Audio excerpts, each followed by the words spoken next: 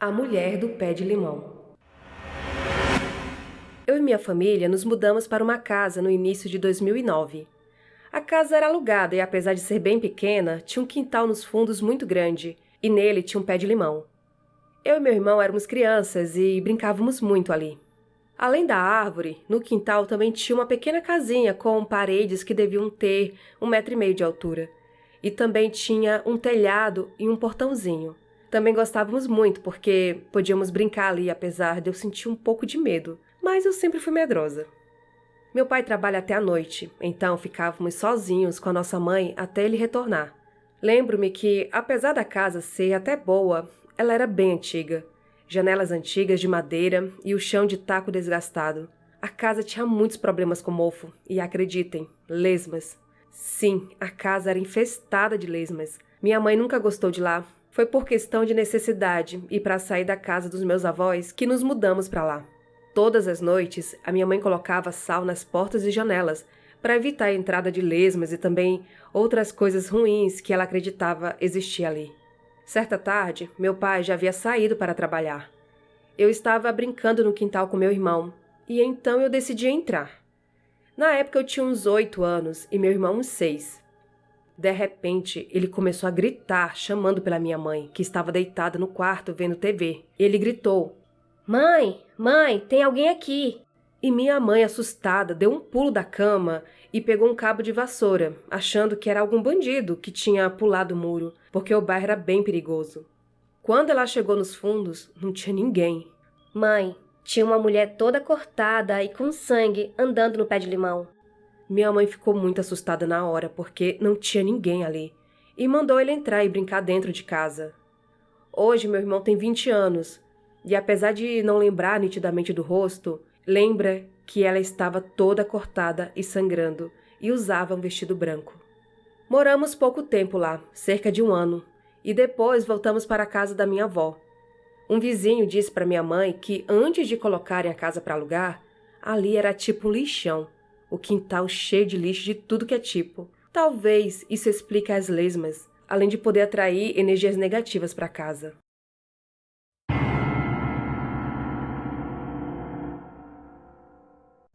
O aviso na escuridão. Me chamo Hélio, tenho 25 anos e sou de Campinas, São Paulo. Há um tempo atrás, enviei um relato sobre a casa dos meus avós, na qual meu avô encontrou um despacho e o mesmo, por não acreditar, jogou terra em cima e construiu sua casa em cima. Ao longo dos anos, inúmeras histórias macabras perseguiram minha família. Aparições, machucados que surgiam sem mais nem menos, coisas que desapareciam e apareciam em lugares nada convencionais. Porém, toda essa história se resumia àquela casa. Tudo de sobrenatural que eu ouvia sempre acontecia na casa de meus avós. E para mim era só ficar bem longe de lá e visitar lá de vez em quando para fazer a média de um bom neto, que para mim estava tudo bem. Mas foi aí que eu me enganei. No relato que contei na última vez, quando vi uma mulher no escuro do quarto da minha avó, eu era apenas uma criança de uns 8, 9 anos e era filho único. Pois bem, anos se passaram e acabei tendo um irmão. Assim como todos da família, meu irmão cresceu ouvindo essas histórias, mas nunca presenciou nenhuma delas. Por estar na fase de pré-adolescência, ele era um cabeça dura, inventou que queria ver alguma coisa, afinal, porque ele era o único que nunca viu nada. Visitando a casa de nossos avós, ele tomou uma atitude que iria se arrepender profundamente. Meu irmão foi até o altar de figuras religiosas que ficava na sala onde tinha uma imagem de Maria, mãe de Jesus, daquelas bem antigas, de barro e toda na cor preta, a qual muitos primos e até eu mesmo jurei ter visto seus olhos se mexerem de um lado para o outro. Pois bem, ele foi até o altar e desafiou a imagem dizendo: "Vamos? Não é você que mexe os olhos? Quero ver, mexe aí. Aliás, cadê os fantasmas dessa casa que todo mundo fala?" Lembro-me que minha mãe brigou feio com ele por fazer isso. O deixou de castigo, sem videogame e TV. Dias se passaram e meu irmão começou a reclamar para os meus pais que não estava dormindo bem que estava tendo vários pesadelos malucos, com uma sombra que corria atrás dele e um monte de bizarrices que não me recordo mais. Não demos muita bola, pois nem nos ocorreu que fosse algo além de apenas um sonho. Certo dia acordei me sentindo estranho, com uma sensação de ter alguma presença no quarto. Olhei ao redor. Já estava no raiar do dia. Não vi nada, nem um sinal de vida, a não ser meu irmão que dormia na cama ao lado. Dei de ombros e voltei a fechar os olhos. Foi aí que senti algo, uma mão tocando os meus pés. Abri os olhos no susto e vi, perfeitamente, uma silhueta de uma pessoa. Não existia detalhes, era apenas o formato de um corpo humano, todo preto, uma sombra em pé, ali na beirada da cama. Não tive reação ao ver aquilo. Não gritei, não me mexi, nem a lanterna do celular eu considerei ligar. Aquela figura estava parada aos pés da minha cama, me olhando. Foi quando ela levantou um dos braços, apontou para o meu irmão e fez o sinal não com o dedo.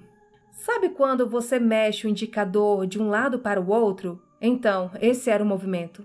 A aparição abaixou o braço e saiu caminhando, sem fazer nada além de andar, bem devagar, até desaparecer entre a porta e o corredor.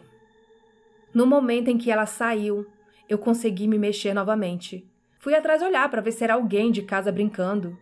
Meus pais estavam dormindo e meu irmão também, bem ao meu lado, inclusive. Fui para a sala, onde já estava claro, e fiquei por lá, esperando meus pais se levantarem. Quando ambos despertaram, questionei se haviam ido ao meu quarto. Os dois responderam que não, disseram que mal levantaram naquela noite. Contei tudo que presenciei para eles e, posteriormente, a meu irmão. Todos ficaram assustados e minha mãe prontamente convidou um casal de amigos para fazer uma oração em casa no dia seguinte. Após a oração, nada mais aconteceu. Meu irmão parou de ter os tais pesadelos e depois que conversamos, aconselhei ele a ter mais respeito por coisas que não conhece. Até hoje eu não sei o que foi aquela sombra, mas entendi a mensagem que queria passar. Diga a ele para não fazer mais isso. No caso, desrespeitar o desconhecido.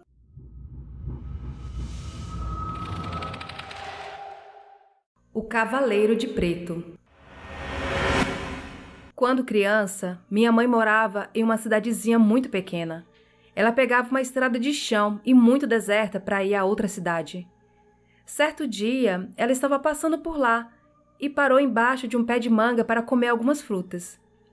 Um tempo depois, um homem muito alto, de uns 2 metros de altura, parou e perguntou como era o nome dela.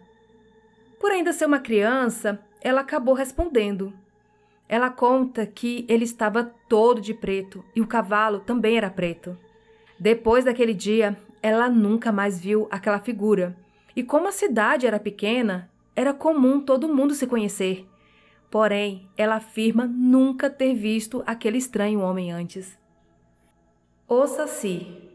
Minha mãe disse que isso aconteceu com um amigo dela. Sempre que ia para a escola, ele tinha que passar dentro de uma mata para poder chegar à estradinha de chão que dava caminho para a escola.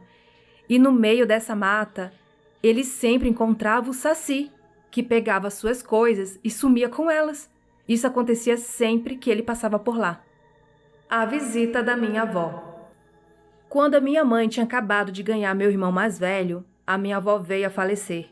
No dia do enterro, minha mãe pediu para minha avó ir visitá-la, que ela não iria ter medo.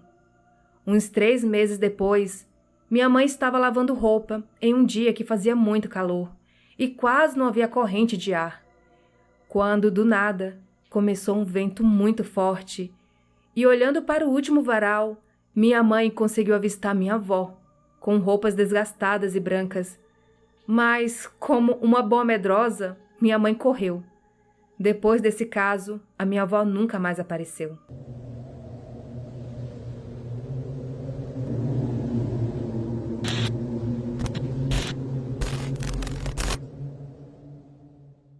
E estes foram os relatos de hoje. Eu sou Daniela Abreu, do podcast Assustadoramente, disponível no Spotify e aqui no YouTube. Você que está aqui, já aproveite e deixe seu like, comente para dar aquele apoio para o canal e siga também se não segue.